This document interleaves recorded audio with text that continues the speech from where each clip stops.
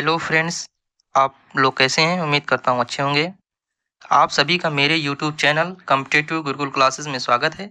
आज हम लोग प्रागैतिहासिक काल मतलब पाषाण काल से पिछले एग्जामों में जितने भी क्वेश्चन पूछे गए उनका ऑब्जेक्टिव फॉर्म में कवर करेंगे। हाँ, इससे पहले मैंने इसका थ्योरी और वन लाइनर क्वेश्चन जो वीडियो बनाया वो इसी चैनल पे पड़े हुए हैं, जाकर पहले उनको देख लें, फिर आकर ये वीडियो देखें, जिससे क्या होगा, आपका कॉन्फिडेंस बिल्ड होगा। ठीक है, तो चलिए हम आगे बढ़ते हैं। अच्छा हाँ, ऐसे वीडियो देखने के लिए मेरा यूट्यूब चैनल सब्सक्राइब कर लीजिए, लाइक कर दीजिए और अपने दोस्तों को शेयर कर दीजिए, जिससे मेरा मनोबल बढ़ता रहे और मैं इसे अच्छे वीडियो बनाकर आपको देता रहूं। और आपको इस चैनल पे कंटेंट बहुत बेहतर मिलेगा और डेडिकेटेड मिलेगा।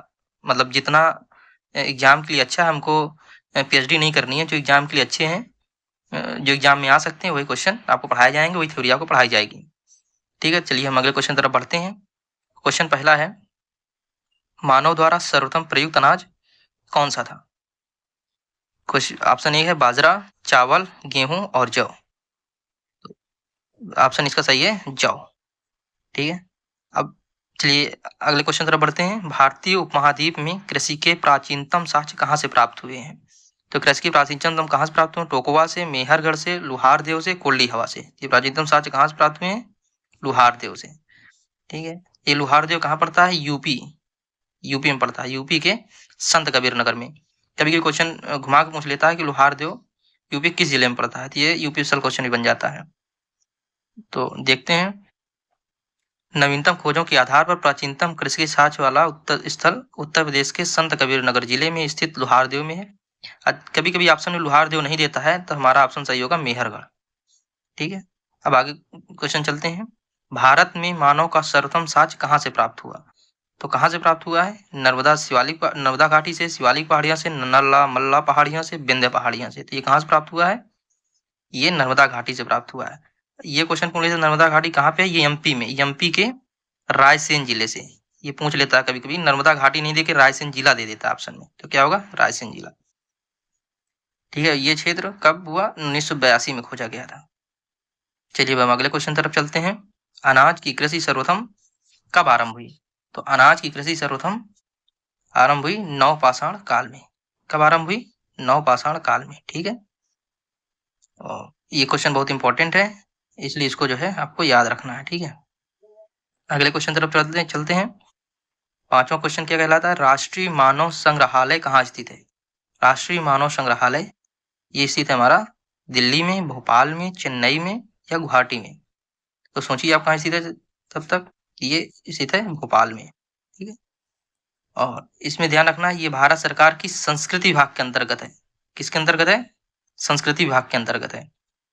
कौन सा? राष्ट्रीय मानव संग्रहालय। और इसका नया नाम बदल क्या कर दिया गया? इंदिरा गांधी राष्ट्रीय मानव संग्रहालय कर दिया गया है। अब अगले क्वेश्चन तरफ चलते हैं, क्वेश्चन नंबर 6 की तरफ। क्वेश्चन नंबर 6 क्या कहलाता है? किस स्थान पर स्थित एक कब्र से 3 मानव कंकाल प्राप्त हुए हैं? तो ये स्थान है सराय नाहर राय, महदहा, लोहारदेव या दमदमा। तो किस स्थान से प्राप्त हुए हैं? दमदमा से। ठीक है, और इसमें ध्यान रखना है कि उत्तर प्रदेश के प्रतापगढ़ जिले में स्थित दमदमा से 41 मानव समाधान प्राप्त हुए हैं। कितने? 41 मानव समाधान, जिनमें से 5 युग्म समाधान है, मतलब एक ही कब्र पे 2 लोग, और एक में 3 मानव कंकाल प्राप्त हुए हैं। ठीक है, ये क्वेश्चन बहुत इंपॉर्टेंट है, तो आपको ध्यान रखना कितने? 41 मानव समाधान प्राप्त हुए हैं, और एक कब्र से 3 मानव कंकाल दमदमा से प्राप्त हुए हैं। ये दमदमा है कहाँ पे? प्रतापगढ़ जिले में पड़ता है। चलिए अब हम अगले क्वेश्चन तरफ चलते हैं, क्वेश्चन नंबर 7 की तरफ। क्वेश्चन नंबर 7 कहता है, निम्न में से किस स्थान पर हड्डी के औजार प्राप्त हुए हैं? तो किस स्थान पर हड्डी के औजार प्राप्त हुए हैं? काकोरिया, सराय नाहर राय, चोपनी मांडी या महदहा से। तो ये कहाँ से प्राप्त हुए हैं? महदहा से।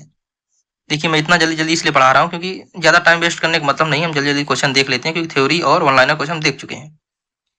ये जो है मध्य पाषाण कालीन महदहा उत्तर प्रदेश के प्रतापगढ़ जिले में, अच्छा उत्तर प्रदेश प्रतापगढ़ जिले में महदहा पड़ता है। ठीक है, ये भी ये हड्डी और सींग से निर्मित उपकरण प्राप्त यहाँ हुए थे। चलिए हम अगले क्वेश्चन तरफ चलते हैं। जोरवे, निवासा, दैमाबाद पूरा स्थल किस राज्य में स्थित है? देखिए यदि आपको नहीं आता है क्वेश्चन तो आप ऐसे भी जोरवे निवासा नहीं सुने होंगे, लेकिन दैमाबाद सुने होंगे। दैमाबाद कहाँ पे है? ये महाराष्ट्र में है, तो ऑप्शन इसका क्या सही होगा? महाराष्ट्र। तो ऐसे हम लोग 2-3 नाम जब दे देते हैं स्थल, तो उसमें क्या करते हैं कि कोई एक हमको पता होता है, उस हिसाब से हम क्वेश्चन सही कर लेते हैं। ठीक है, तो अगला चलते हैं 9वें क्वेश्चन तरफ। जिसका कोई लिखित साक्ष्य नहीं मिला वो काल क्या कहलाता है? जिसका कोई लिखित साक्ष्य नहीं मिला वो काल कहलाता है प्रागैतिहासिक काल। ठीक है, और जिसका लिखित साक्ष्य मिला लेकिन पढ़ा नहीं जा सका वो क्या मिला? लिखित साक्ष्य तो मिला लेकिन पढ़ा नहीं जा सका, वो क्या हुआ? आदि ऐतिहासिक। मतलब लिखित तो मिला, लिखित मिला लेकिन क्या हुआ? पढ़ा नहीं जा सका, तो वो क्या कहलाता? आदि ऐतिहासिक काल। और एक होता है ऐतिहासिक काल। ऐतिहासिक काल क्या है? कि लिखित मिला और पढ़ा भी जा सका उसको। ठीक है, तो तीनों काल आप समझ में आ गए। जिसका कोई लिखित साक्ष्य नहीं मिला वो प्रागैतिहासिक काल, जिस काल का लिखित साक्ष्य तो मिला लेकिन पढ़ा नहीं जा सका वो आदि ऐतिहासिक काल, और आदि ऐतिहासिक काल में कौन आता है? सिंधु घाटी सभ्यता। और ऐतिहासिक काल जिसमें लिखित मिला और उसको हम लोग पढ़ भी सके। ठीक है, तो आगे चलते हैं 10वें क्वेश्चन तरफ। दक्षिण भारत में मृतकों को किस दिशा में दफनाया जाता था? तो दक्षिण भारत में पूर्व से पश्चिम की ओर दफनाया जाता था। ठीक है, और यदि ये 11 क्वेश्चन हम चलते हैं। 11 क्वेश्चन क्या कहलाता है? निम्न में से कौन सा पर्यटन मध्य प्रदेश में नहीं है?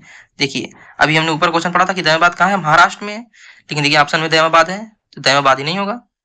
ऐसे हम लोग एलिमिनेशन मेथड से क्वेश्चन सही कर लेते हैं जब हमको नहीं पता होता है। आगे चलते हैं 12 क्वेश्चन तरफ। गर्द आवास के साथ कहाँ प्राप्त हुए? ये साथ नहीं साक्ष्य होगा। क्या होगा? साथ नहीं होगा, इसी क्या होगा? साक्ष्य होगा। गर्द आवास के साक्ष्य कहाँ से प्राप्त हुए? ठीक है, तो गर्द आवास के साक्ष्य प्राप्त हुए संगनकल्लू से, बुर्जहोम से, मांडो से या कोल्डी हवा से। तो कहाँ से प्राप्त हुए थे? बुर्जहोम से। या बुर्जहोम है कहाँ पे? ये ध्यान रखिएगा, बुर्जहोम पड़ता है कश्मीर में।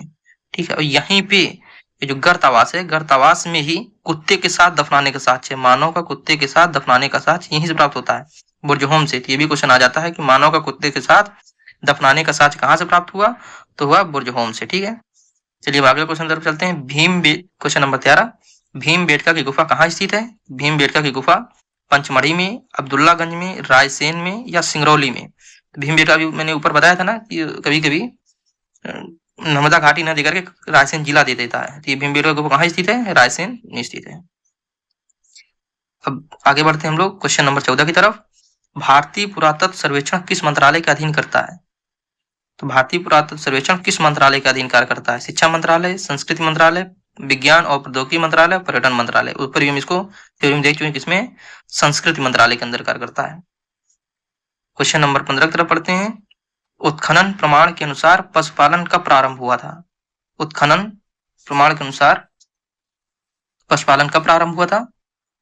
नवपाषाण काल, मध्य पाषाण काल, पूरा पाषाण काल या मध्य पूर्व पाषाण काल। ये क्या है? मध्य पाषाण काल। ध्यान रखिएगा, कृषि का पूछे तो नवपाषाण काल और पशुपालन पूछे तो मध्य पाषाण काल। ठीक है, ये हमको ध्यान रखना है। यदि उत्खनन प्रमाण के अनुसार कृषि कब प्रारंभ हुआ था तो वो नवपाषाण काल, और पशुपालन पूछे तो मध्य पाषाण काल। ठीक है, चलिए हम आगे क्वेश्चन बढ़ते हैं क्वेश्चन नंबर 16 की तरफ। क्वेश्चन नंबर 16 है, किस स्थल से मानव के साथ कुत्ते दफनाने का साक्ष्य प्राप्त हुआ था? देखिए मैं ऊपर बता चुका हूँ, कहाँ से? बुर्जहोम से।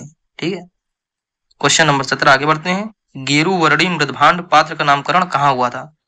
तो कहाँ हुआ था? लाल किला में, हस्तिनापुर में, बदरिया में, आजमगढ़ में। देखिए हस्तिनापुर में हुआ था। ये क्वेश्चन आता है कि गेरुवर्णी मृदभांड सबसे ज्यादा कहाँ से प्राप्त हुए, तब भी हस्तिनापुर ही होगा, इसलिए यहाँ से नामकरण भी हुआ। गंगा यमुना द्वाब की सांस्कृतिक परंपरा के कारण इसे गेरुवर्णी कहा गया। ठीक है, क्वेश्चन इंपॉर्टेंट है ये वाला बहुत ज्यादा। गेरुवर्णी मृदभांड सबसे ज्यादा कहाँ से प्राप्त हुआ, ये भी क्वेश्चन आता है, तो हस्तिनापुर से। गेरुवर्णी मृदभांड का नामकरण कहाँ हुआ? हस्तिनापुर में, ये भी इंपॉर्टेंट है। चलिए आगे क्वेश्चन चलते हैं क्वेश्चन नंबर 18 की तरफ। क्वेश्चन नंबर 18, भीमबेटका किसके लिए प्रसिद्ध है? सोन नदी का उद्गम स्थल है ये, गुफाओं की शैलचित्र है, खनिज है, बौद्ध प्रतिमाएं हैं। भीमबेटका गुफाओं के शैलचित्र के लिए प्रसिद्ध है। गुफाओं में जो शैलचित्र पत्थर में चित्र बनाए गए हैं कुछ भी, ठीक है, तो उसी के लिए प्रसिद्ध है। ये प्रागैतिहासिक काल के चित्र हैं जिनको पढ़ा नहीं जा सका है। क्वेश्चन नंबर 19, राग का टीला किस नवपाषाण काल से प्राप्त हुआ है? ब्रह्मगिरी से, बुधिहाल से, कोल्डी हवा से, संगनकल्लू से। ये कहाँ से? ये बहुत इंपॉर्टेंट का एग्जाम में क्वेश्चन पूछ चुका था। ये कहाँ से? संगनकल्लू। संगनकल्लू जो है कर्नाटक के मैसूर के पास बेल्लारी जनपद में स्थित है। कहाँ स्थित है? कर्नाटक में, बेल्लारी जनपद में। और यहाँ से क्या प्राप्त हुआ था? राग का टीला। चलिए अगले क्वेश्चन तरफ हम लोग चलते हैं। क्वेश्चन नंबर 20, किस काल को चालकोलिथिक युग कहा जाता है? बहुत इंपॉर्टेंट क्वेश्चन है ये, चालकोलिथिक युग। नवपाषाण काल को, पुरापाषाण काल को, मध्य पाषाण काल को, ताम्रपाषाण काल को। तो इसको कहा जाता है चालकोलिथिक युग, ताम्रपाषाण काल को।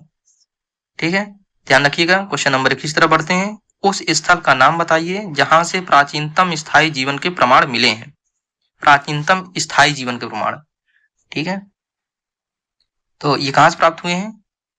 कालीबंगा, मेहरगढ़, दमदमा या कुल्डी हवा। तो प्राचीनतम स्थायी के जीवन कहां से मिले हैं? मेहरगढ़ से, ठीक है। अगला क्वेश्चन तरफ चलते हैं। किस स्थान से मध्य पाषाण काल में पशुपालन के प्रमाण प्राप्त हुए हैं? तो किस स्थान से पशुपालन के प्रमाण प्राप्त हुए हैं? ये बगौर, और बगौर है कहाँ पे? राजस्थान में है, ठीक है। चलिए अगले क्वेश्चन तरफ चलते हैं। भारतीय पुरातत्व का जनक किसे कहा जाता है? भारतीय पुरातत्व का जनक Alexander Cunningham, Mortimer Wheeler, John Marshall, किसको कहा जाता है? सोचिए आप लोग। तो अलेक्जेंडर कनिंघम को कहा जाता है। किसको कहा जाता है? अलेक्जेंडर कनिंघम को। क्वेश्चन नंबर 24 तरफ हम लोग बढ़ते हैं। रॉबर्ट ब्रूसफुट कौन थे? इतिहासकार, वनस्पति शास्त्री, भूगर्भ वैज्ञानिक, रसायन शास्त्री। तो रॉबर्ट ब्रूसफुट ये भूगर्भ वैज्ञानिक थे। रॉबर्ट ब्रूसफुट भूगर्भ वैज्ञानिक और पुरातात्विक दोनों थे। जब कभी क्वेश्चन टफ बनाना होता है तो क्वेश्चन पूछ देता है रॉबर्ट ब्रूसफुट कौन थे? भूगर्भ वैज्ञानिक थे, पुरातात्विक थे, दोनों थे, या इनमें से कोई नहीं? तो क्या होगा उसमें? उस टाइम दोनों थे, भूगर्भ वैज्ञानिक भी हैं और ये पुरातात्विक भी है, ठीक है। चलिए हमारे 24 क्वेश्चन हो गए। 24 हैं लेकिन कहने के 25-30 हो गए हैं। तो यहीं से हमारा वीडियो समाप्त होता है। प्लीज ऐसे मेरे वीडियो पे अच्छे अच्छे क्वेश्चन, अच्छी अच्छी थ्योरियां पढ़ने के लिए, यहाँ पे जो भी आपको पढ़ाया जाएगा पूरा डेडिकेटेड तरीके से, जो भी एग्जाम के लिए इंपॉर्टेंट है, फालतू कुछ नहीं पढ़ाया जाएगा। तो प्लीज मेरा चैनल सब्सक्राइब कर लीजिए, अपने दोस्तों को शेयर कर दीजिए और वीडियो को लाइक कर दीजिएगा। बहुत बहुत धन्यवाद।